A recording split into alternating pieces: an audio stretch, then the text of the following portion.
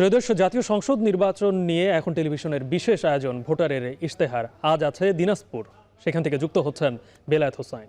শস্য ভাণ্ডারের জেলা দিনাজপুর থেকে ভোটারের ইশতেহার নিয়ে হাজির হয়েছি আমি, বেলায়েত হোসাইন।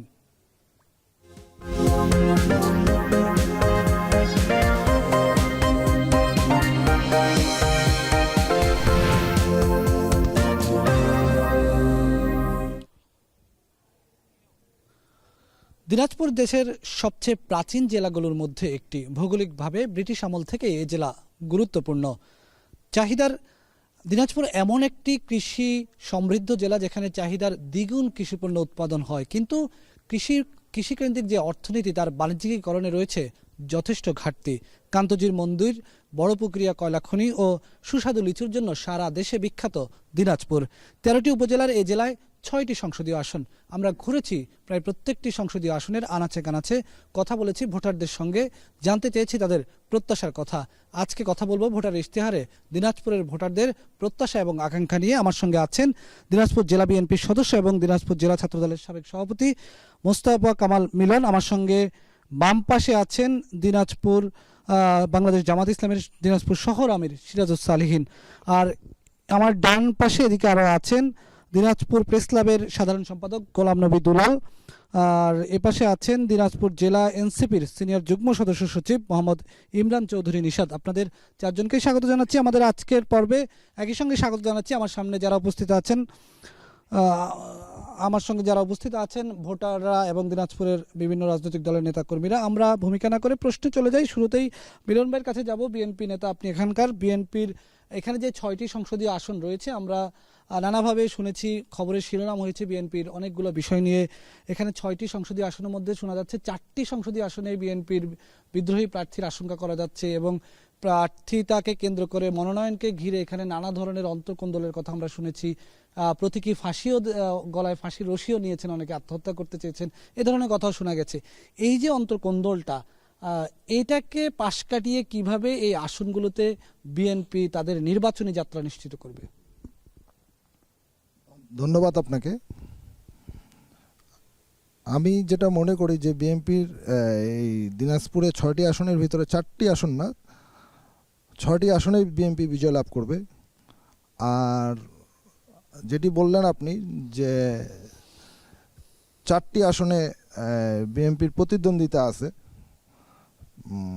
আপনার হচ্ছে নমিনেশনের ক্ষেত্রে, তো সেক্ষেত্রে আসলে সবাই আশাবাদী করে, সবাই আশা করে যে আসলে এতদিন থেকে রাজনীতি করে আসছে, তো একটা জায়গায় সবার একটা আশা থাকে, ইচ্ছা থাকে, সবাই সেই আশা নিয়ে কিন্তু দলের কাজ করে আসছে। কিন্তু আমাদের বিএনপির যিনি হাইকমান্ড আছেন জনাব তারেক রহমান, তিনি আমাদের সার্বক্ষণিক যোগাযোগ এবং খোঁজখবর রাখছেন। যিনাকে দিয়ে এই 6টি আসন উদ্ধার হবে তিনি তাকেই দিবেন এবং সম্ভাব্য প্রার্থীর নাম ঘোষণা করেছেন। তারপরেও আরো যাচাই বাছাই চলছে। ফাইনাল সিদ্ধান্ত হয়তোবা খুব শীঘ্রই দিয়ে দিবে। এখানে যারা আমরা নমিনেশন প্রত্যাশী আর কি, তো আমার বিশ্বাস, যেহেতু আমরা দুঃসময় দলের সাথে কাজ করে গেছি, তো এই সামনের দিনে এই নমিনেশন ক্ষেত্রে সর্বোপরি শেষে যায় সবাই একসাথে কাঁধে কাঁধ মিলিয়ে এই দলের জন্য কাজ করবে এবং এই দলকে বিজয়ী করবে। জি, অনেক ধন্যবাদ আপনাকে। আমি সিরাজুস সালিহিন আপনার কাছে যেতে চাই, বাংলাদেশ জামাত ইসলামের দিনাজপুর শহর আমির। আমরা জানি যে এই দিনাজপুর হচ্ছে বেগম খালেদা জিয়ার জন্মভূমি, এখান থেকেই তিনি বেড়ে উঠেছেন। এই প্রথমবারের মতো একটি আসনে তিনি নির্বাচনে প্রতিদ্বন্দ্বিতা করবেন। বেগম খালেদা জিয়া তো আসলে সারা দেশের সব রাজনৈতিক দলের মানুষের কাছে এক ধরনের তিনি গ্রহণযোগ্য বা সবাই তাকে নেতা হিসেবে মানে। সেই জায়গায় জামাত ইসলামের তো এই আসনে প্রতিদ্বন্দ্বিতা করতে যাচ্ছেন আপনারা আপনাদের বেগম জিয়ার আসনটাকে নিয়ে আপনারা কি চিন্তা ভাবনা করছেন? সম্মানিত সঞ্চালক, সম্মানিত আলোচকবৃন্দ এবং উপস্থিত সম্মানিত সুধীমণ্ডলী, আসসালামু আলাইকুম। আপনি যথার্থই বলেছেন। বিশেষ করে আমরা একসাথেই দীর্ঘদিন একই জোটে আমরা ছিলাম এবং জোট নেত্রী হিসেবে তাকে যেভাবে মূল্যায়ন করা দরকার, শ্রদ্ধা করা দরকার, আমরা এটাতে আমাদের কোনো দিনও কমতি ছিল না এবং তার শ্রদ্ধার জায়গা থেকেই আমরা তাকে প্রতিদ্বন্দ্বী হিসেবে নয়, আমরা প্রতিযোগিতা করার জন্যই মূলত আমরা এখানে আমাদের নমিনেশন সাবমিট করেছি এবং আমরা প্রত্যাশা করছি যে আমাদের দীর্ঘ 17 বছর আমরা ইনক্লুসিভ কাজ করেছি দিনাজপুরে এবং দিনাজপুর শহরে আমরা ইনক্লুসিভ কাজ করেছি, আমরা ওয়েলফেয়ার কাজগুলি করেছি, আমাদের বিভিন্ন লেয়ারে আমাদের কাজগুলি হয়েছে, আমাদের ছাত্র অঙ্গনে আমরা কাজ করেছি যথেষ্ট, আমরা মহিলা অঙ্গনেও কাজ করেছি। সুতরাং ওয়েলফেয়ার এবং ইনক্লুসিভ কাজ করার কারণে আমরা মনে করছি যে দিনাজপুরের জনগণ আমাদেরকে প্রত্যাশিতভাবে আমাদেরকে চুজ করবে ইনশাআল্লাহ। ধন্যবাদ। আমি একটু এনসিপির যে ভাই আছেন নিশাদ ভাই আপনার কাছে আসতে চাই। এনসিপির পক্ষ থেকে তো প্রথমে ঘোষণা দেওয়া হয়েছিল যে বেগম জিয়ার যে কয়টি আসনে নির্বাচন করবেন সেখানে এনসিপির নেতারা কোনো প্রার্থী দিবে না, কিন্তু আমরা শুনতে পেয়েছি যে দিনাজপুর 3 আসন যেই আসন থেকে বেগম জিয়া নির্বাচন করবেন সেখানেও এনসিপির প্রার্থী রয়েছে।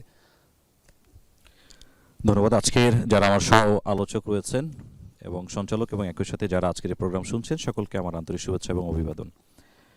আসলে যে সিদ্ধান্তটি এনসিপি নিয়েছে এটা কেন্দ্রীয় নেতৃবৃন্দ নিজেরাই নিয়েছে এবং সেক্ষেত্রে আমরা যারা তৃণমূল পর্যায়ে আছি এক্ষেত্রে আমাদের ভূমিকাটা আসলে অত্যন্ত কম থাকে। তবে আমাদের নাসির ভাই ঘোষণা দিয়েছিলেন যে এখানে প্রার্থী দেবেন না, তো শেষ পর্যন্ত হয়তো তারা মনে করেছেন যে আমি একই সাথে জামাতের আমার শ্রদ্ধেয় বড় ভাইয়ের সাথে একই সুরে কথা বলতে চাই যে বেগম জিয়ার প্রতি শ্রদ্ধা রেখেই সিদ্ধান্তটা নেওয়া হয়েছিল, কিন্তু দলের যেহেতু একটা অবস্থান তৈরি করতে হবে এবং আপনি জানেন দিনাজপুর সদরটাই হচ্ছে দিনাজপুর 3 আসন, সো এখানে নিজেদের একটা অবস্থান তৈরি করার লক্ষ্যেই কিন্তু প্রার্থীটা দেওয়া হয়েছে। জি, একটু আমাদের সহকর্মী আমাদের সিনিয়র সাংবাদিক গোলাম নবী দুলাল ভাইয়ের কাছে একটু যেতে চাই। দিনাজপুর প্রেস ক্লাবের সাধারণ সম্পাদক, আপনি তো দীর্ঘদিন ধরে দিনাজপুর জেলায় সাংবাদিকতা করছেন, এখানকার অনেকগুলো নির্বাচন আপনি দেখেছেন, বিভিন্ন নির্বাচনে বিভিন্ন ধরনের পরিবেশ পরিস্থিতি তৈরি হয়েছে। এখন ভোটের পরিবেশটা এখানে কি? আমরা নানা ধরনের শঙ্কার কথা শুনি দিনাজপুর জেলাকে ঘিরে, প্রত্যেক দিনই এখানে বিভিন্ন জায়গায় নানা ধরনের ঘটনা ঘটছে। আপনার কাছে একটু পর্যবেক্ষণটা জানতে চাচ্ছি দুলাল ভাই।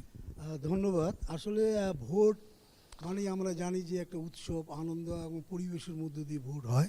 আসলে দীর্ঘ সময় ধরে আমরা এটাকে অনুপস্থিত দেখছি। ভোটের যে সংস্কৃতি বলতে গেলে এটি স্তিমিত হয়ে পড়েছে। তবে নির্বাচন কমিশন যে ভোটের যে শিডিউল ঘোষণা করেছেন, আমরা দেখেছি যে ভোটকে কেন্দ্র করে ইতিমধ্যেই যারা নির্বাচনে প্রতিদ্বন্দ্বিতা করবে সে দলগুলো প্রচার প্রচারণা চালিয়ে যাচ্ছেন।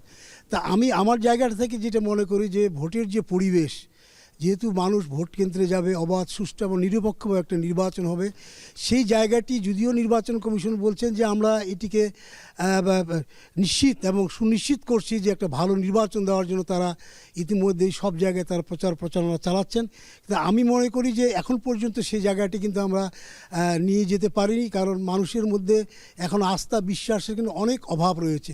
বিশেষ করে সাম্প্রতিক যে ঘটনাগুলো ঘটতেছে, যেহেতু ভোটার সাধারণ যারা ভোট যারা দিতে যাবেন তারা কিন্তু এই জায়গাটা এখন ওন করেন না আমি মনে করি।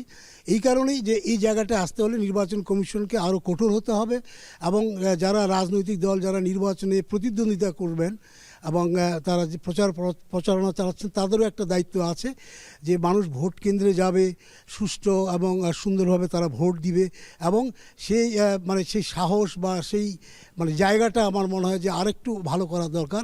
এই কারণেই বলছি যে এবার কিন্তু ভোটার আপনারা যারা হয়েছেন, বিশেষ করে দিনাজপুরের যে 6টি আসন সেখানে 1,37,000 নতুন ভোটার হয়েছেন, তাদের চিন্তা ভাবনা 3-4 চেতনা, কেন তারা আগে ভোট দেয় নাই, এই পরিবেশে তারা ভোট দিবেন, সে বিষয়টা কিন্তু আমরা নির্বাচন কমিশনকে মাথায় রাখতে হবে। জি, অনেক ধন্যবাদ দুলাল ভাইকে। আমরা আরও আলোচনা করবো আপনাদের সামনে। একটি বিরতি নেওয়ার সময় হচ্ছে। দর্শক ভোটার ইশতেহারে নিচ্ছে এ পর্যায়ে ছোট্ট একটি বিরতি। আম্রপালি, স্বাদে খাঁটি, গুণে ভরপুর, সবার পছন্দের প্রিমিয়াম শরবত।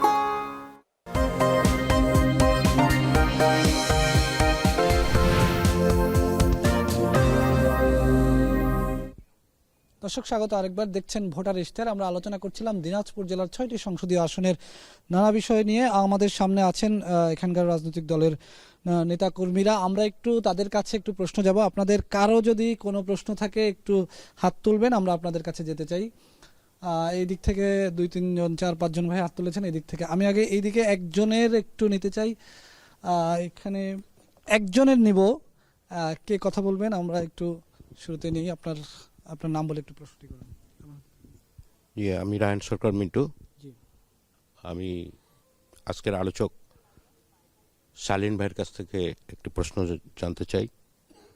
বাংলাদেশে 300টি আসনের পাশাপাশি মহিলা সংরক্ষিত আসন আছে আরও 50টি, প্রস্তাবিত আরও 50টি, 100টি আসন।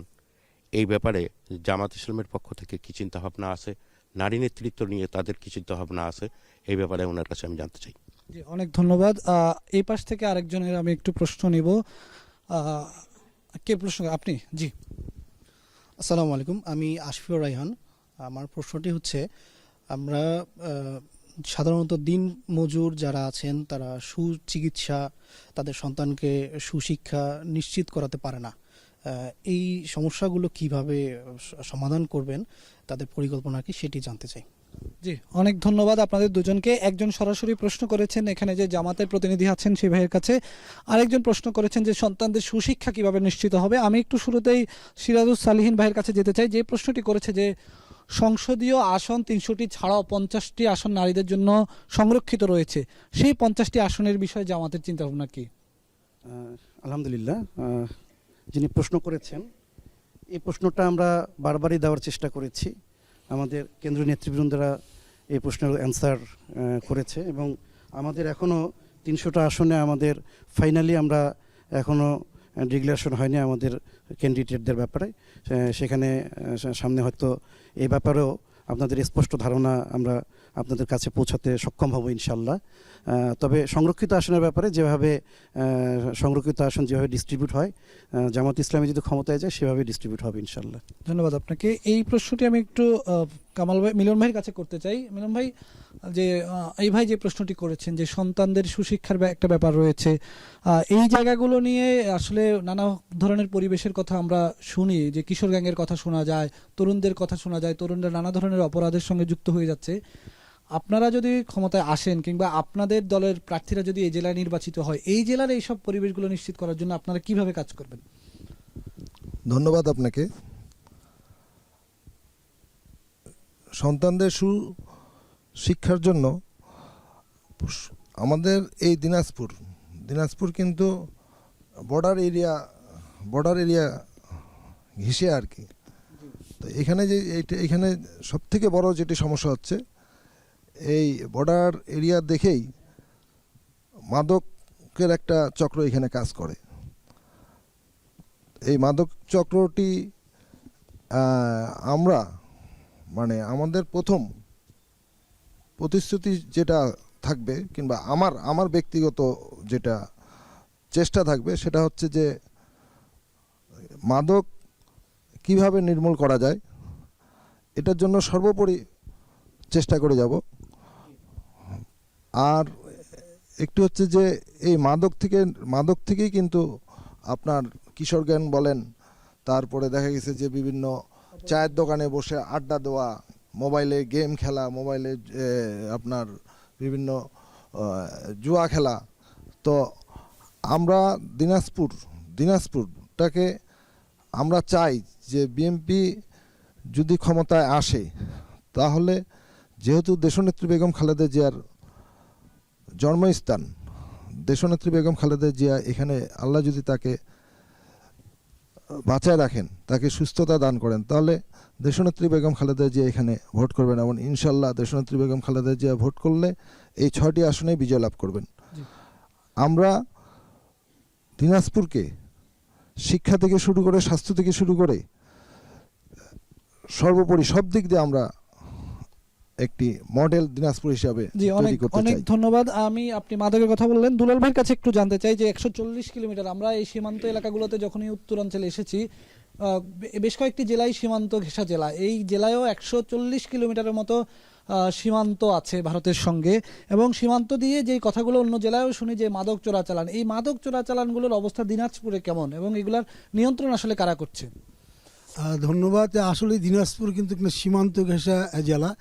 আমরা কিন্তু দেখি যে মাদকের যে বিষয়গুলো, আমার মনে হয় যে যে আমাদের কাছে যে তত্ত্ব আছে, চিটাগাংয়ের পরেই দিনাজপুরের নাম আসে, যেহেতু এখান থেকেই মাদকের সরবরাহটা সবচেয়ে বেশি হয়ে থাকে এবং বিভিন্ন জেলায় যায়। আর মাদকের যে রিকভারি সেটা আমরা দেখি যে যেহেতু বিজেপি রয়েছে, পাশাপাশি পুলিশ রয়েছে এবং এখানে যারা মাদক নিয়ন্ত্রণ করে মাদক অধিদপ্তর রয়েছে, গোয়েন্দা সংস্থা রয়েছে, আমরা দেখি যে বিপুল পরিমাণে মাদক কিন্তু আপনার এখান থেকে উদ্ধার হয়, আবার ধ্বংস করা হয় আপনার সে ঢাকঢোল পিটিয়ে। মাদকের যে উৎস, সেই উৎস কিন্তু আগে বন্ধ করার জন্য আমরা বারবার বলে এসেছি। এটা যদি না করা যায়, যে দিনাজপুরে কিন্তু আপনার এই মাদকের সেবী বা মাদক ব্যবসায়ী যারা করে একটা বড় সিন্ডিকেট রয়েছে। এখানে রাজনৈতিক নেতা থেকে শুরু করে আপনারা বড় বড় যারা এই ব্যবসার সঙ্গে জড়িত, তারা একটা বিরাট একটা শক্তি এবং প্রভাবশালী যারা রয়েছেন। এইটাকে বন্ধ করতে হলে আমার মনে হয় যে সামাজিক আন্দোলন ছাড়া এটা সম্ভব নয়। এখানে সবার পার্টিসিপেশন থাকতে হবে, তাহলেই সম্ভব। না হলে দিনাজপুরে এই অঞ্চলে মাদকের যে ব্যবহার, এই কারণে কিন্তু যুব সমাজ আমরা দেখছি একটা বিব্রতকর অবস্থার মধ্যে, বিপর্যয়ের অবস্থার মধ্যে যাচ্ছে। তো আশা করব যে যেহেতু সামনে নির্বাচন, এই নির্বাচনে যে রাজনৈতিক দলগুলো এবার অংশগ্রহণ করছেন, নিশ্চয়ই কেউ না কেউ আপনার ক্ষমতায় আসবেন। তাদের কাছ থেকে আমাদের যেটা আপনার প্রত্যাশা থাকবে যে রাজনৈতিক যে কমিটমেন্ট থাকা উচিত, যে মাদক বন্ধ করার জন্য, প্রতিরোধ করার জন্য রাজনৈতিকভাবে তাদের এগিয়ে আসলে আমার মনে হয় এটা সবচেয়ে বেশি সম্ভব হবে বলে আমি মনে করি। জি, আমি একটু এনসিপির সিনিয়র যুগ্ম সদস্য সচিব দিনাজপুর জেলার ইমরান চৌধুরী নিশাদ ভাই, আপনার কাছে যেতে চাই। দিনাজপুরকে আমি শুরুতেই যেটা বললাম যে এখানে আসলে চাহিদার দ্বিগুণ কৃষি পণ্য উৎপাদন হয়, কিন্তু কৃষির বাণিজ্যিকীকরণ নিয়ে এখানে যথেষ্ট কথা আছে। কৃষির কথা যখন আমরা বলি, আমার নিজের জেলায়ও যদি আমি দেখি যে প্রজন্ম থেকে যখন প্রজন্মের দিকে যাই, কৃষির প্রতি আগ্রহটা ধীরে ধীরে কমেই যায়। সবাই আমরা ঢাকায় যাই, চাকরি করি, নানা ধরনের পেশার সঙ্গে জড়িত হয়ে যায়, কৃষির দিকে আর কারো খেয়াল থাকে না। আপনারা তরুণ একটি দল, তরুণ নেতাদের একটি রাজনৈতিক দল, তরুণ নেতাকর্মীদের একটি দল, কৃষি নিয়ে আপনাদের চিন্তা ভাবনা কি, বা সামগ্রিকভাবে দিনাজপুরের এই কৃষিকে কেন্দ্র করে কি ধরনের প্রত্যাশা, অন্যরাও যদি ক্ষমতায় আসে কি ধরনের প্রত্যাশা আপনারা করতে পারেন? ধন্যবাদ। খুব চমৎকার একটা প্রশ্ন এবং খুব প্রত্যাশিত প্রশ্নটি। আমি প্রথমে আমি নিজে একজন কৃষকের সন্তান এবং আমি সিভিল ইঞ্জিনিয়ারিংয়ে গ্র্যাজুয়েশন করেছি এবং আপনাদের সকলের জ্ঞাতার্থে জানাই আমার কিন্তু একটা কৃষি খামার রয়েছে। আপনি যেটা বললেন আমি পুরোটার সাথে দ্বিমত পোষণ করে বলছি। বর্তমান এই আধুনিক ব্যবস্থায় কৃষি বিপণন নিয়ে কিন্তু শিক্ষিত জনগোষ্ঠী কাজ করছে এবং একই সাথে খামারটাতে কিন্তু অনেকে পেশা হিসেবে নিয়েছে। বিশেষ করে আমি আমার গরু এবং ছাগলের একটা খামার রয়েছে, একই সাথে আমার নেক্সট ইয়ারে আমি প্ল্যান করছি যে কিভাবে করে হাঁস মুরগি এবং পুকুরকে বাণিজ্যিকভাবে মাছ চাষ করতে পারি, সে ব্যাপারে আমি কাজ করছি। এবং একই সাথে আমি দীর্ঘদিন ধরে ভ্লগিং করেছি, আমি এই নর্থ বেঙ্গলের প্রচুর জেলা ঘুরেছি এবং থানা ঘুরেছি। আমি কিন্তু দেখেছি যে শিক্ষিত জনগোষ্ঠী এখন অনেক বেশি উৎসাহী হচ্ছে। প্রয়োজনটা কি জানেন ভাই? প্রয়োজনটা হচ্ছে যে এই উদ্যোক্তাগুলোকে আপনাকে প্যাট্রোনাইজ করতে হবে এবং সেটাকে আমি মনে করি যে সরকারের সদিচ্ছা প্রয়োজন। তারা উদ্যোক্তা হতে চায় কিন্তু সাহস পায় না। এই উদ্যোক্তাগুলো ঝরে যাচ্ছে বিকজ অফ ঋণের কারণে। সহজলভ্যভাবে যদি আমরা ঋণটা দিতে পারি দেখবেন যে অনেকে আগ্রহী হচ্ছে এবং আমার দল কিন্তু খুব কমিটেড যে আমরা যদি আগামীতে নির্বাচিত হই, আমাদের একটা বড় একটা উইং রয়েছে যারা কৃষকের সন্তান এবং তারা কৃষির সাথে জড়িত আছে। তারা সকলেই আমরা কমিটেড হয়েছি যে আমরা কৃষিটাকে বাংলাদেশের একটা নেক্সট লেভেলে নিয়ে যাওয়ার চেষ্টা করবো ইনশাআল্লাহ। জি, আপনাদের সবাইকে ধন্যবাদ। আমরা আলোচনা করলাম দিনাজপুরের বিভিন্ন বিষয় নিয়ে, বিশেষ করে কৃষি নির্ভর দিনাজপুর জেলায় আমরাও প্রত্যাশা করি যে কৃষির যে বাণিজ্যিকীকরণ সেটার জন্য সরকার, যেই সরকার গঠন করবে সেই সরকারের পক্ষ থেকে, সেই রাজনৈতিক দলের পক্ষ থেকে যেন কার্যকর উদ্যোগ গ্রহণ করা হয়। একইভাবে এই যে 140 কিলোমিটারের যেই সীমান্তবর্তী এলাকা রয়েছে সেখানে মাদক চোরাচালান নিয়ন্ত্রণের ব্যাপারে যাতে যেই দলই আসে কোনো ধরনের রাজনৈতিক ছত্রছায়া যেন তাদের উপরে না থাকে, সেই প্রত্যাশা আমরা দিনাজপুরের ভোটারদের পক্ষ থেকে পেয়েছি এবং সেই ভোটারদের যে ইশতেহার সেটিও আমরা আপনাদের কাছে রেখে যাই। আরও দিনাজপুরের যেই আমরা যেটা বললাম যে নির্বাচনের পরিবেশ নিয়ে কথা হলো, যে দিনাজপুরে প্রতিদিনই নানা ধরনের ঘটনা শোনা যায়, নির্বাচনের পরিবেশটা যাতে ভালো হয় আমরা সেই প্রত্যাশা করি। একই সঙ্গে আইন শৃঙ্খলা পরিবেশ নিয়ে এখানে আমরা অনেক ধরনের কথা শুনতে পেয়েছি। এখানে নানা ধরনের ছিনতাই, রাহাজানির কথা আমরা নানাভাবেই শুনে থাকি। আমরা ঢাকা থেকে আসার পরও এখানে নানাভাবে নানাজনের সঙ্গে কথা বলে এই ঘটনাগুলোর কথা আমরা শুনেছি। আমরা চাই দিনাজপুরের এই সমস্যাগুলো সমাধান হোক, যেই রাজনৈতিক দলই ক্ষমতায় আসুক, একটি সমৃদ্ধ দিনাজপুর জেলা গঠন করুক, শস্য ভাণ্ডারের জেলা দিনাজপুর প্রকৃত অর্থেই যেন শস্য ভাণ্ডারের জেলা দিনাজপুরে পরিণত হয়, এটি আমাদের প্রত্যাশা থাকবে। দর্শক, এই ছিল আমাদের আজকের ভোটার ইশতেহারের আয়োজন। সাথে থাকার জন্য ধন্যবাদ। আগামীকাল